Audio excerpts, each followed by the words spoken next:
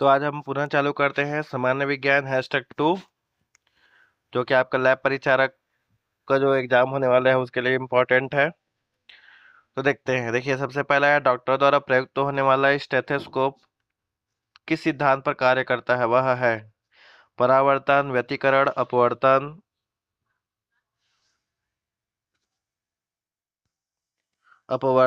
ध्वनि तरंगों का अध्यारोपण। तो ये है आपका उत्तर है डी, ध्वनि तरंगों का अध्यारोपण।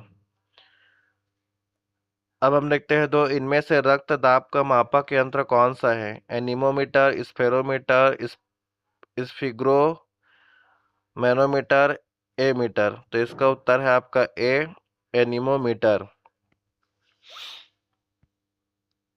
अब देखते हैं दूध का सापेक्षिक घनत्व ज्ञात किया जाता है ब्यूरोमीटर से, हाइड्रोमीटर से, लैक्टोमीटर से, थर्मोमीटर से।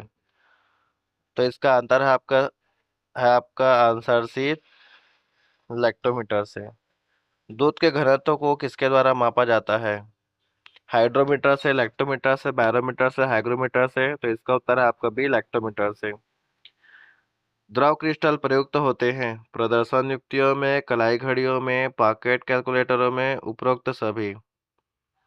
तो इसका उत्तर है आपका डी, उपरोक्त सभी में। निम्न में से किसको भूकंप संबंधी जानकारी के लिए प्रयुक्त किया जाता है।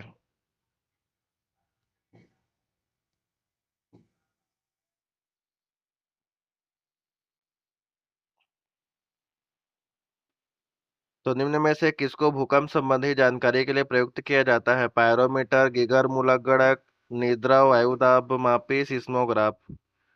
तो इसका उत्तर है आपका डी, सिस्मोग्राफ। निम्नलिखित में से कौन सा सही सुमेलित नहीं है। इसमें है आपका ओडोमीटर विद्युत चुंबकीय तरंगों की आवृत्ति मापने का यंत्र, ओडोमीटर वाहनों के पहियों द्वारा तय की गई दूरी, ऑडियोमीटर ध्वनि तीव्रता मापक युक्ति, और ए मीटर है आपका विद्युत शक्ति मापक यंत्र। तो इसमें उत्तर आपका डी है, ए मीटर विद्युत शक्ति मापक यंत्र।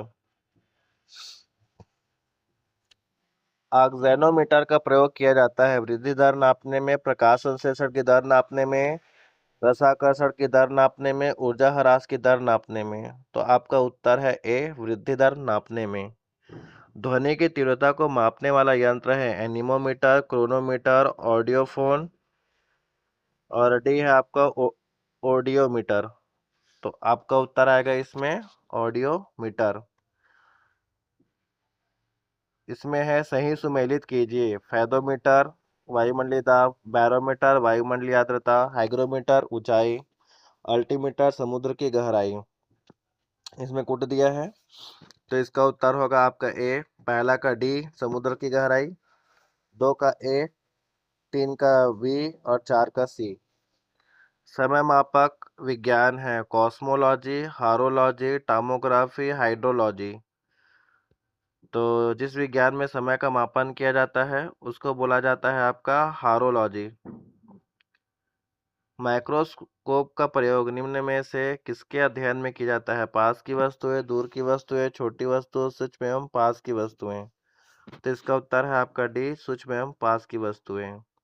अब यहाँ पर देखिए कथन दिया है, निम्न कथनों पर विचार कीजिए। जब गोला मध्य मध्य स्थान से गुजरता है तो त्वरण शून्य होता है।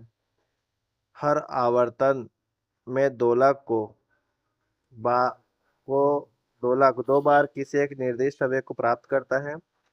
दोलन के दौरान जब गोला चरम सीमा पर पहुंचता है तो उसकी गति और त्वरण दोनों शून्य होते हैं। समान दोलक का दोलन आयाम समय के साथ साथ कम होता जाता है। इन कथनों में से कौन सा सही है। ए, बी, सी, डी। तो इसका उत्तर है आपका सी, 1, 2 और 4। अब यहाँ पर से 15 है। निम्नलिखित प्रश्नों में से दो वक्तव्य हैं, एक कथन है। कथन ए, दूसरा कारण आर है। इन दोनों वक्तव्यों का सावधानीपूर्वक परीक्षण कर इन प्रश्नों के उत्तर लिखिए। कथन ए है लोहे का एक गोला पारे पर तैरता है किंतु पानी में डूब जाता है। कारण है लोहे का आपेक्षिक घनत्व पारे के आपेक्षिक घनत्व से अधिक होता है। तो आपको बताना है ए, बी, सी, डी में से कौन सा उत्तर होगा। तो इसका उत्तर है सी, ए सही है परंतु आर गलत है। कथन सही है किंतु कारण जो है वो गलत है। इसके बाद देखते हैं, निम्नलिखित कथनों पर विचार कीजिए। एक तीक्ष्ण वृत्ताकार पथ पर तीव्र गति से जाता हुआ 4 पहियों वाला वाहन एक बाहरी पहियों पर उल्टेगा, अंदर के पहियों पर उल्टेगा, बाहर की तरफ फिसलेगा, 4 अंदर की तरफ फिसलेगा। इनमें से कौन सा कथन सही है? तो ए 2 4, बी 1 3, सी 2 4 2 3, डी है 1 4। तो इसका उत्तर होगा आपका सी। इसका उत्तर होगा आपका सी। 17 है, एक मैदान में ए तथा बी दो स्थित बिंदु हैं। एक साइकिल सवार सी ऐसे जाता है कि कोण एसीबी सदैव समकोण रहे। इस संदर्भ में निम्नलिखित कथनों में से कौन सा एक सही है? साइकिल सवार का पथ वृत्ताकार है, साइकिल सवार का पथ दीर्घवृत्त है, साइकिल सवार का पथ चरघातांकीय वक्र है, उपरोक्त चाल संभव नहीं है। तो इसका उत्तर ए है, साइकिल सवार का पथ वृत्ताकार है। यदि पृथ्वी का द्रव्यमान वही रहे और त्रिज्या 1% कम हो जाए तब पृथ्वी के तल पर जी का मान होगा 2% बढ़ जाएगा, 0.5 बढ़ जाएगा, 0.5% कम हो जाएगा, 2% कम हो जाएगा। तो इसका उत्तर ए है, 2% बढ़ जाएगा। अब देखते हैं 19वां नंबर। जब किसी पिंड को चंद्रमा से पृथ्वी पर स्थानांतरित किया जाता है तो पृथ्वी पर उसका भार बढ़ जाता है तथा मात्रा घट जाती है। पृथ्वी पर उसका भार घट जाता है और मात्रा बढ़ जाती है। पृथ्वी पर उसका भार तथा मात्रा अपरिवर्तित रहती है। पृथ्वी पर उसका भार बढ़ जाता है तथा मात्रा अपरिवर्तित रहती है। तो इसका उत्तर है डी। पृथ्वी पर उसका भार बढ़ जाता है तथा मात्रा अपरिवर्तित रहती है। यहाँ पर देखिए क्वेश्चन दिया है, एक वस्तु का द्रव्यमान 100 किलोग्राम है।